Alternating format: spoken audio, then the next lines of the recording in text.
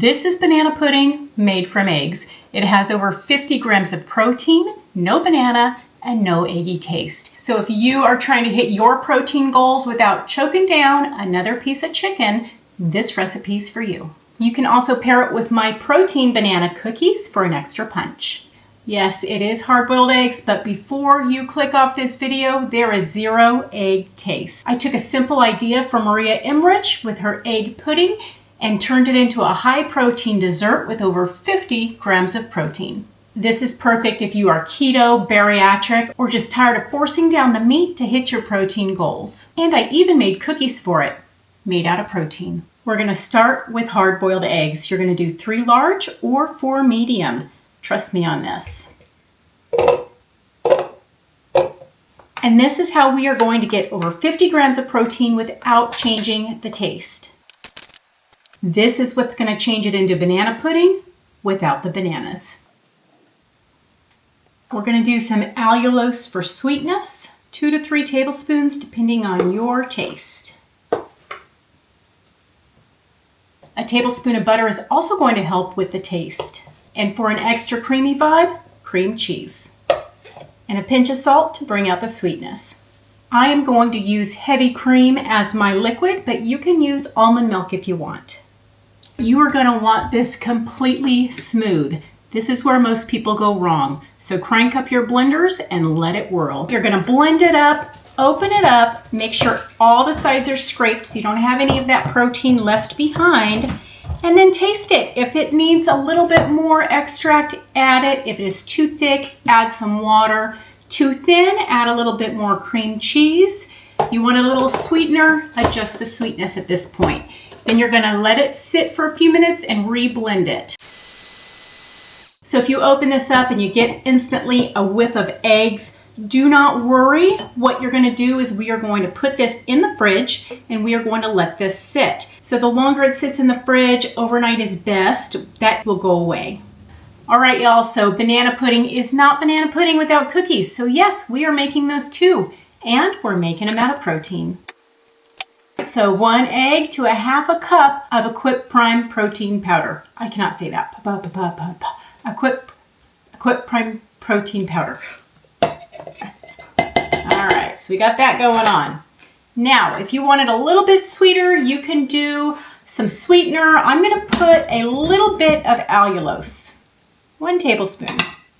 Now we are going to do some beef tallow. I'm gonna do about 1.5 tablespoons. And bonus for the beef tallow, if you get it on your hands, just rub it in. It's like a great lotion. Little trick of the trade.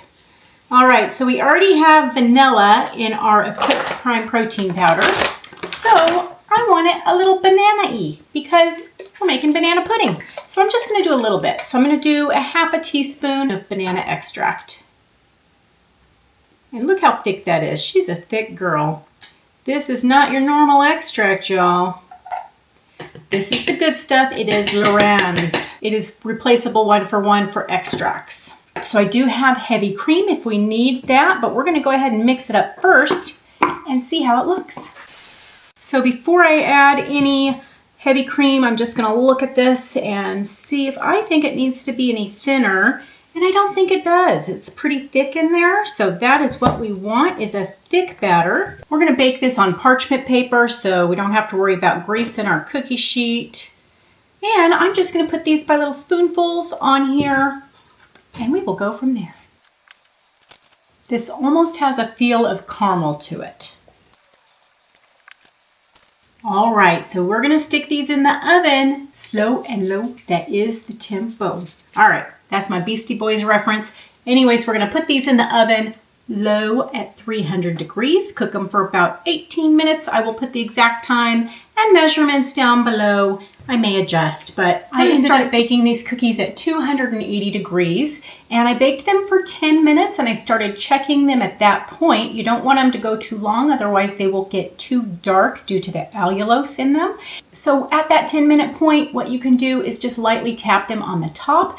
If they're not sticky, they're pretty much done. You can at that point turn the oven off and let them sit in there for another 15 or 20 minutes until they are cool. What I did is I took them off the parchment paper and put them on a cooling rack, sat them back in the oven with the oven door cracked, and I just left them in there until they cooled.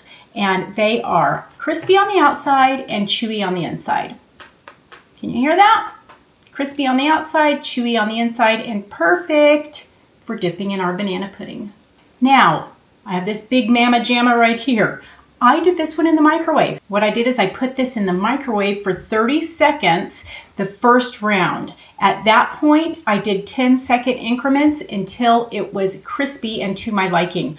You do not want to go 30 seconds every time because of the fact that it will get too hot all at once and it will start to burn, especially in the middle. It's gonna crisp up. So go maybe under a little bit. You can always cool it on a cooling rack. And at that point, if you pick it up and it's floppy and a little tacky on the outside, then just put it back in the microwave. So it doesn't matter if it's completely cool on the counter, on a cooling rack. You can always throw it back in if it's not as crisp as you like it. So making them in the microwave is a perfect solution if you want an extra crispy cookie. All right, let me let you hear the crunch of this microwave cookie. I've done it before and it always works out. So if anybody's doing it and you say, oh, it feels like fruit leather, you're almost there. Just keep going 10 seconds, 5 seconds at a time, whatever it is that you need. And you can flip these over. So once they're cooked enough in the microwave, you'll be able to lift them up. They'll be floppy, but I just use a metal spatula, get it off of the silicone mat and turn it over, and then cook it again. These do crisp up upon cooling, so just go under instead of over and test it from there. So I'm gonna let you hear what they sound like. Crunchy on the outside, then when you get to the center, it's chewy, so it's perfect. It's a perfect cookie if you wanna use it for dipping or just snacking. Really good. And have you stayed here this long without hitting that like button? I know you did. You better hit it. So if you like high protein keto recipes like this, stick around. Before I do that, let me get my lotion.